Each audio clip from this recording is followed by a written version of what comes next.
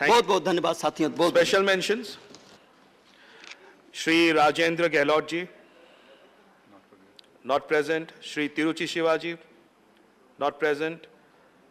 Ms. Dola Senji, special mention.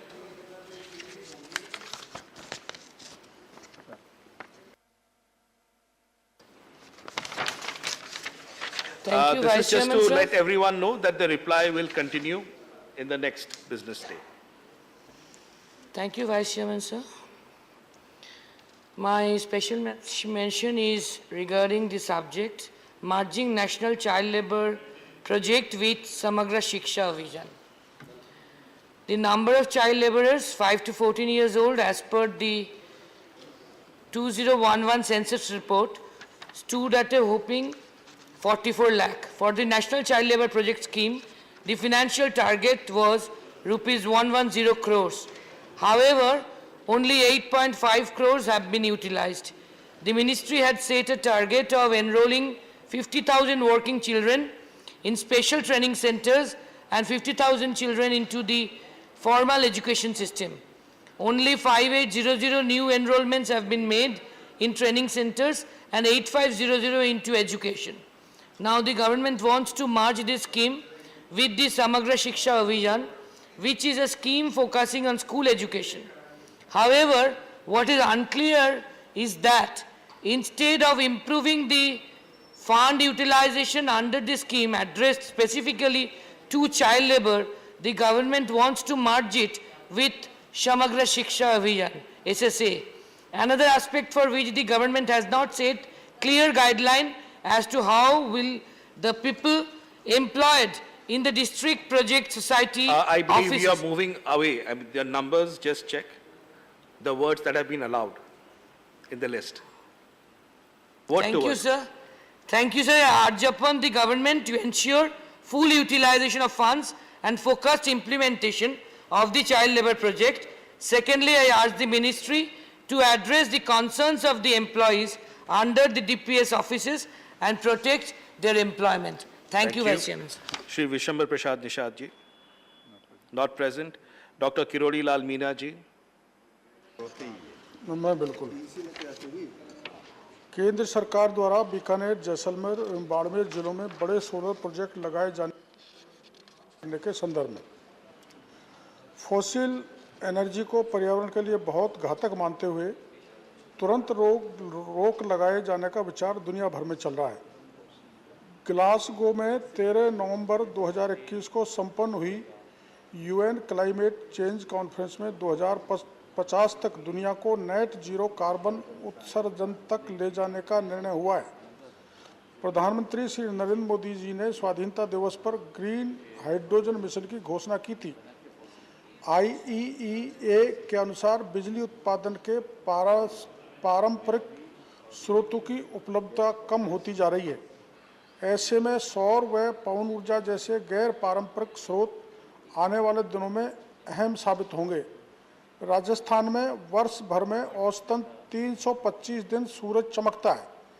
इससे प्रदेश में सौर ऊर्जा की विपुल संभावनाएं हैं। यहाँ 142.31 गीगावाट क्षमता के सौर ऊर्जा संयंत्रों से बिजली उत्पादन का अनुमान लगाया गया है, जो देश में सर्वाधिक है। राजस्थान में बीकानेर के भरूखेरा गांव में इंटीग्रेटेड औद्योगिक प्लांट लगाया जाना प्रस्तावित है, जिससे सौर ऊर्जा से हाइड्रोजन बनाई ही जाएगी। इसे अमोनिया में बदला जाएगा। हाइड्रोजन एवं अमोनिया को बनाने में कार्बन उत्सर्जन नहीं होगा। इससे 9,500 मेगावाट बिजली उपलब्ध होगी। इस प्लांट को एक्समे नाम की कंपनी लगाने जा रही है। सबसे सस्ती और प्रचुर सौर ऊर्जा राजस्थान में उपलब्ध है।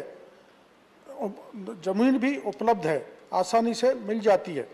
राज्य सरकार को एक बड़ी निजी कंपनी ने बीकानेर, जैसलमेर एवं बाड़मेर जिलों में बड़े सोलर प्लांट लगाने के प्रस्ताव दिए हैं। अतः मेरी मांग है कि केंद्र बीकानेर, जैसलमेर एवं बाड़मेर जिलों में ऐसे बड़े सोलर प्रोजेक्ट लगाए जाने की सहमति प्रदान करें। Shri S. Selva Ganapati ji. Honorable Deputy Chairman, sir, the demand for admissions in Puducherry KV school is mounting every year. The KV number 1 is in Jipman campus, Puducherry is overcrowded. It is forced to function on shift basis, denying the children the pleasure of time and recess during the periods. The Jipmer has been expanding fast and several new buildings have sprouted on the campus. It is unfortunate that it has not cared to provide additional building for KV1 school. Jipmer may be advised to find a solution so that the KV could revert to full-day function. Secondly, there is huge demand for another civil KV school in Pondicherry. My predecessors already raised this issue and demand both in person and through written requests to the Honorable Union Minister for Education and KV Sangadar. The CMA has also been appraised. It is formal request comes, the UT administration will certainly cooperate in land allotment as well as finding a temporary accommodation. Thirdly, the children of KV are denied the pleasure of learning Tamil, which is the regional language. There is a provision for engaging a teacher on contract basis for this purpose. The new education policy stresses on the mother tongue as medium of instruction. Honorable Chairman always stresses on this issue. I only request for a facility to learn Tamil as an optional language. Please direct all the KV schools in the country to offer local language without fail. The people of Puducherry would be immensely grateful if these demands are considered favorably. Thank you very much, sir. Srimati Priyanka Chaturvedi ji. Thank you, sir. So I'm raising a matter regarding the pending approval of the grant in aid for the proposal of medical device park in Maharashtra. The government of Maharashtra had submitted a proposal in 2020 for developing. You would have to read only the text that has been approved. So everyone's I'm reading the text that has been handed over to me. Okay, the first sentence, theek. Thank you. I never go out of turn, sir. 2020 for developing medical device park at Auric to the Department of Pharmaceuticals, Ministry of Chemicals and Fertilizers. Auric is being developed as an industrial smart city along nodes of Delhi-Mumbai industrial corridor. The government of Maharashtra intends to develop a medical device park in 350 acres of area at Auric Bidkin under the scheme of promotion of bulk drugs park with a development cost of 450 crores. These parks are expected to bring down manufacturing costs of bulk drugs in the country and increase competitiveness in the domestic bulk drug industry. Despite the government of Maharashtra's efforts to actively pursue the release of grants in aid, the approval remains pending since the last 2 years by the Department of Pharmaceuticals, Ministry of Chemicals and Fertilizers. It is imperative that the government releases the one-time grant to the state of Maharashtra for greater self-reliance across the pharmaceutical industry. Therefore, through you, I urge the government to release the grant in aid for the development of the medical device park in Auric as promised under the scheme in a time-bound manner. Thank you, sir. Srimati Chaya Verma ji.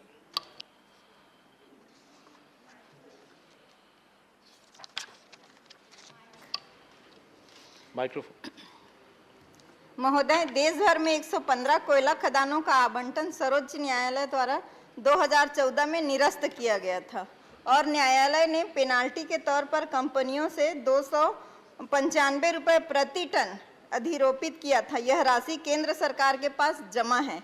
इस राशि में से संबंधित राज्यों को 295 रुपये प्रति ton के हिसाब से दिया जाना है। केंद्र सरकार द्वारा छत्तीसगढ़ राज्य के हिस्से की देनदारी 4,140 करोड़ रुपए जारी नहीं किया गया है। महोदय, सदन के माध्यम से मेरी मांग है कि कोयला खदानों के निलंबन के उपरांत पेनाल्टी के मद में कंपनियों से प्राप्त राशि में से केंद्र सरकार अविलंब छत्तीसगढ़ राज्य के हिस्से की राशि 4,140 करोड़ रुपए जारी करे, जिससे राज्य सरकार जनहित के कार्यों में इसका उपयोग कर सके। Thank you sir. Shri P. Wilson ji. Thank you, Vice Chairman, sir. The special mention is about the bullet train project in Chennai, connecting other major cities, as well as pending railway projects in Tamil Nadu. Sir, I raised to bring to your kind attention of this House the concern regarding the need for bullet trains from Chennai to Delhi, Chennai to Kolkata, Chennai to Mumbai. Due to rapid industrial growth and Chennai being a fast emerging metropolitan city, time demands the availability of bullet trains to be established. It is also pertinent to bring to your kind notice the pending railway projects in Tamil Nadu and pending fund disbursement by the Union.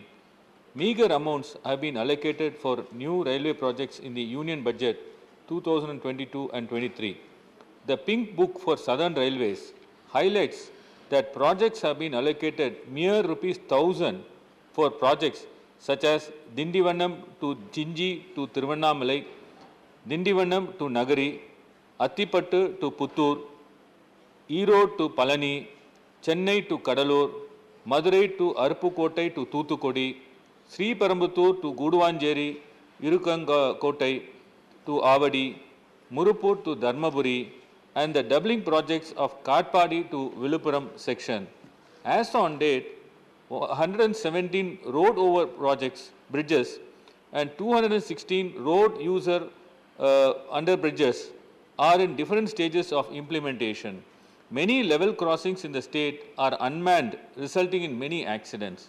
Hence, it is an earnest request for the Honorable Railway Minister through this House to look into the matter with urgency and do the needful and establish bullet trains to function as stated above and pump funds into the railway projects and expedite their completion at least within 2 years to ensure that the state and the people of Tamil Nadu do not suffer any longer. Thank you, Vice Chairman, sir. Shri Shakaldeep Rajbhar ji. बहुत बहुत धन्यवाद। माननीय महोदय जी, आपका ध्यान दशकों से चली आ रही भर राजभर जाति को अनुसूचित जाति में शामिल करने के लिए विषय में आकृष्ट करना चाहता हूँ। महोदय, भर राजभर जाति उत्तर प्रदेश के पूर्वांचल में मुख्यतः 25 जनपदों में निवास करती है, जिसका शैक्षणिक, आर्थिक और सामाजिक स्तर आज़ादी के 70 वर्ष बाद भी एकमात्र अंग्रेजों के काले कानून क्रिमिनल ट्राइब्स एक्ट को हटाकर 1952 में तत्कालीन सरकार द्वारा डिनोटिफाइड अर्थात जन्म से क्रिमिनल न होने की कागजी कार्रवाई की गई। समय समय पर सभी राजनीतिक दलों ने भर राजभर जाति के प्रतिनिधियों द्वारा इनको अनुसूचित जाति में शामिल करने के लिए प्रयास करता रहा। माननीय प्रधानमंत्री जी की मंशा है कि देश में सभी दबले कुचले लोगों के सर्वाधिक विकास और गैर बराबरी को समाप्त करने तथा जाति पाति और परिवारवाद को दरकिनार कर राष्ट्र हित में सबका साथ सबका विकास की परिकल्पना की है और इसी विचार के चलते हम भर राजभर जाति के लोगों का विश्वास बना है कि भारतीय जनता पार्टी हम भर राजभर जाति के लोगों के सर्वाधिक विकास के लिए यथासंभव ये सरकार सभी कदम उठाएगी जो राष्ट्र हित में हो। इसी क्रम में सरकार का ध्यान दिलाना चाहूँगा कि उत्तर प्रदेश के सर्वोच्च न्यायालय ने एक रीट पिटीशन संख्या 2341 बटा 2022 दिनांक 11/3/2022 को एक दिशा निर्देश जारी किया है कि भर राजभर जाति को अनुसूचित जनजाति में शामिल करने के लिए उत्तर प्रदेश की सरकार 2 माह के भीतर कोई ठोस कदम उठाए।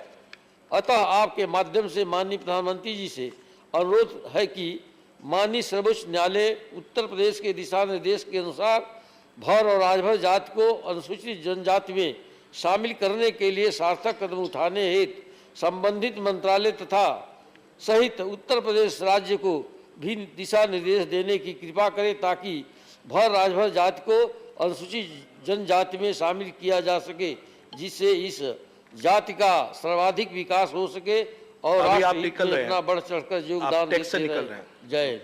ठीक। श्री मोहम्मद नदीमुल हक। Thank you, sir.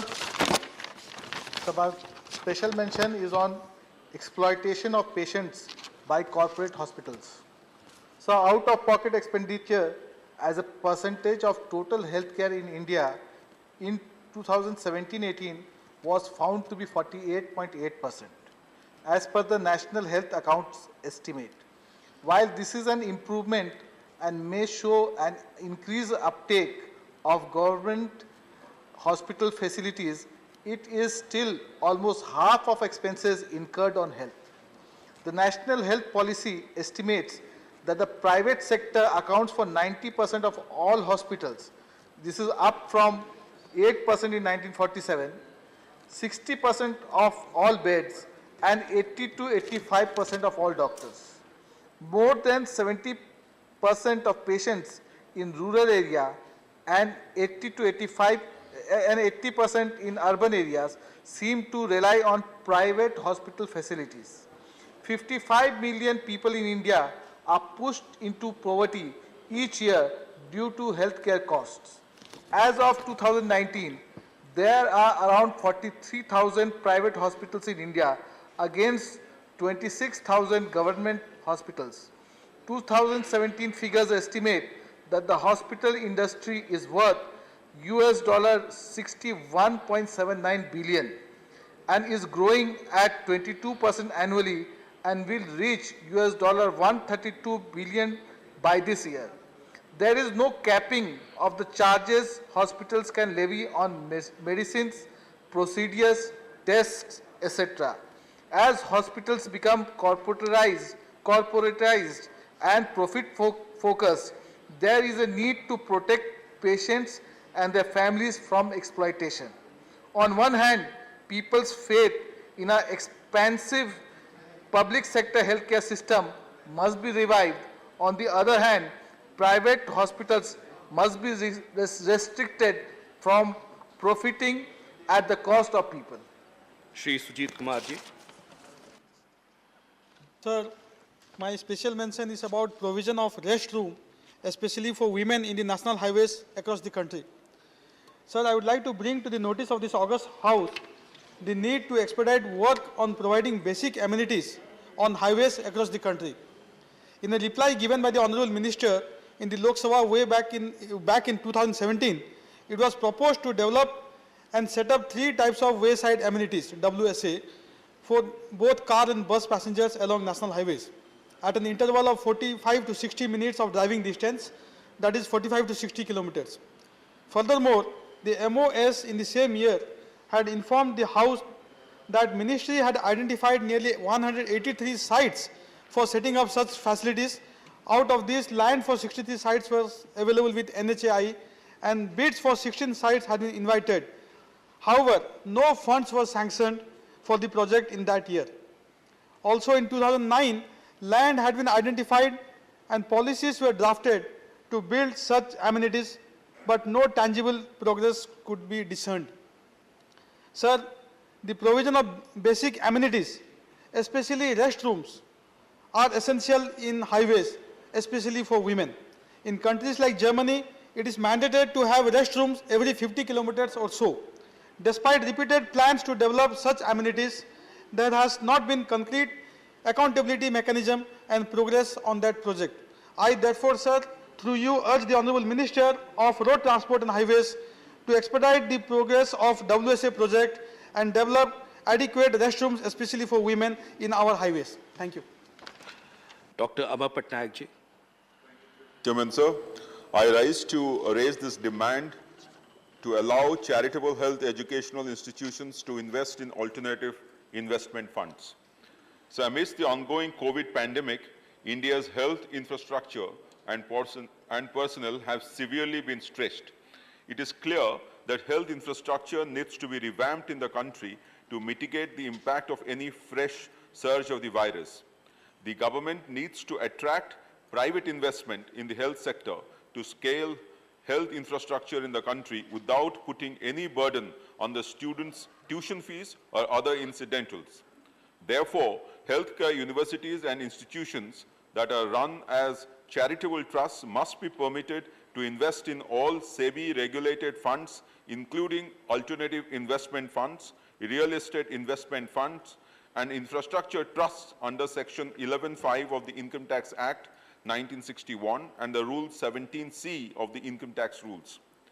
In the past, charitable or religious trusts or institutions have been allowed to invest in debt instruments that have been issued by any infrastructure finance company that are registered with the RBI. A similar avenue has also been approved by the Government of India for EPOFs, non-general gratuity funds, banks and insurance companies to access AIFs.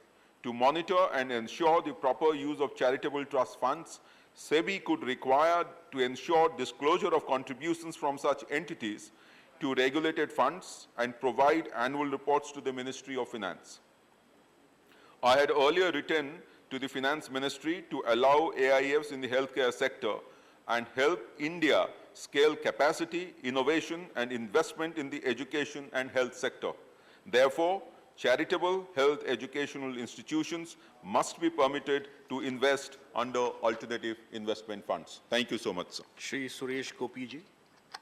Thank you, Honorable Vice Chairman. My special mention is aimed at pushing a demand to check studies violating the national ethical guidelines for health research involving human participants. So, we all know how hard COVID-19 has affected people in our country. Studies to measure the impact of the pandemic on human beings are still going on, both at individual and government levels. However, it is shocking to see that these studies that ought to be conducted with utmost truthfulness and integrity are done violating the national ethical guidelines for health research involving human participants. One such example is the study conducted on college students in the backdrop of COVID-19 with reference to order number P4/29092/2019/collegiate education. And in this context, the researchers used questionnaires to study suicidal tendencies, depression, anxiety, etc., using Patient Health Questionnaire PHQ-9, General Anxiety Disorder Questionnaire GAD-7, Coronavirus Health Impact Survey, Loneliness Scale, etc. However, despite the questionnaires being highly sensitive and having the risk of creating a psychological harm to the participants, especially in the pandemic context, it is unconvinced if the researchers have taken any approval from the ethical committee prior to the study. Such studies must be examined officially with confidentiality and utmost gravity before it is shared on any platform. We learned that many such studies manipulating the government framework are done without the approval of ethical committees or institutional review boards. Considering the gravity of the issue, I urge the Ministry of Education, the Ministry of Health, ICMR, and national institutes like NIMHANS, which engage in mental health researchers, to look into this matter with utmost seriousness and priority and prevent any such unethical research practices in the future. Thank you, sir. Shri Sushil Kumar Modi ji. महोदय, मेरा विशेष उल्लेख का विषय है देशव्यापी खुदरा व्यापार नीति लागू करने के संबंध में। महोदय, इस देश में खुदरा दुकानदारों व्यवसायियों की संख्या लगभग 5 करोड़ से ज़्यादा है, जो सकल घरेलू उत्पाद में 12% का योगदान करते हैं और करोड़ों लोगों को रोजगार देते हैं। इन खुदरा दुकानदारों को व्यवसाय प्रारंभ करने और चलाने हेतु दर्जनों कानून, परमिट, लाइसेंस अनुपालन की आवश्यकता पड़ती है। इन खुदरा दुकानदारों को जहां एक ओर ई कॉमर्स कंपनियों से मुकाबला करना पड़ रहा है, वहीं दूसरी ओर बैंकों से सस्ता कर्ज, भंडारण, मालों की आवाजाही में काफ़ी कठिनाइयों का सामना करना पड़ता है। दुर्घटना, मृत्यु या दुकान में चोरी, आगलगी से भी किसी प्रकार की सुरक्षा नहीं है। खुदरा दुकानदारों एवं अन्य व्यापारियों की समस्याओं पर सरकार को सुझाव देने हेतु 26 जुलाई 2019 को वाणिज्य और उद्योग मंत्रालय द्वारा राष्ट्रीय व्यापारिक कल्याण बोर्ड के गठन की अधिसूचना जारी की गई थी, परंतु अभी तक इसका गठन नहीं हुआ है। अतः मैं सरकार से मांग करता हूं कि देशव्यापी खुदरा व्यापार नीति एवं सुरक्षा बीमा योजना लागू की जाए तथा राष्ट्रव्यापी राष्ट्रीय व्यापारिक कल्याण बोर्ड का गठन किया जाए।